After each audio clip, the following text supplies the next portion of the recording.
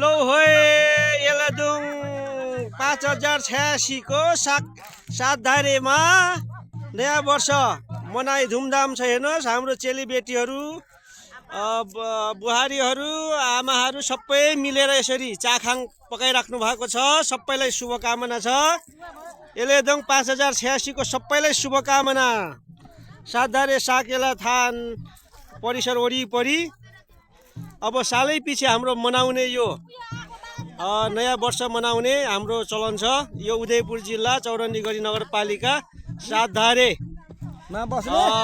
स्थित साकेला थान परिसर वरिपरि यो तरिकाले हाम्रो आफैले रोपेर चाहिँ आफैले उत्पादन गरेर आफैले श्रम गरेर उत्पादन गरेको हाम्रो पिता पुर्खाले सिकाउनु भएको हाम्रो श्रमद्वारा उत्पादित हाम्रो खानापिनाहरू हेर्नुहोस्। यो अब हामीले बाहिरदेखि किनेर ल्याएको होइन, सबै यो हामीले उत्पादन गरेको हाम्रो बाबुबाजेले श्रम गरेर यसरी खानुपर्छ है नानी हो भनेर सिकाएर जानुभएको यो हाम्रो श्रम संस्कृति हामीले कायम राखेका छौँ।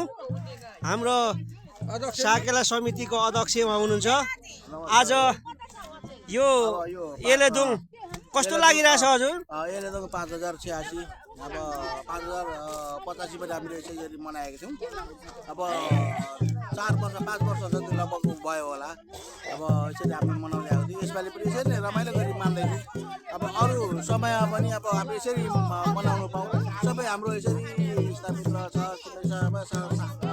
सहयोग गरौँ गरेर चाहिँ यसरी मनाउँ भनेर भन्न चाहन्छु। ल धन्यवाद हाम्रो अध्यक्षज्यूले पनि अब यही कुरा गर्नुभयो। हाम्रो यो आफैले उत्पादन गरेर यो हामी आफैले पालेको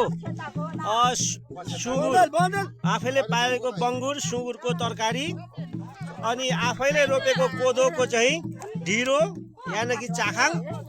ल यही खाएर आज हामी एलेदुङ 5086 मनाइरहेको छौँ र सम्पूर्ण देश विदेशमा रहनुहुने नेपाली महानुभावहरूलाई पनि हामी सुस्वास्थ्य दीर्घायुको कामना गर्दै शुभकामना दिन चाहन्छौँ। हस्त धन्यवाद। सातधारे 54 6 सातधारेको तर्फबाट धन्यवाद।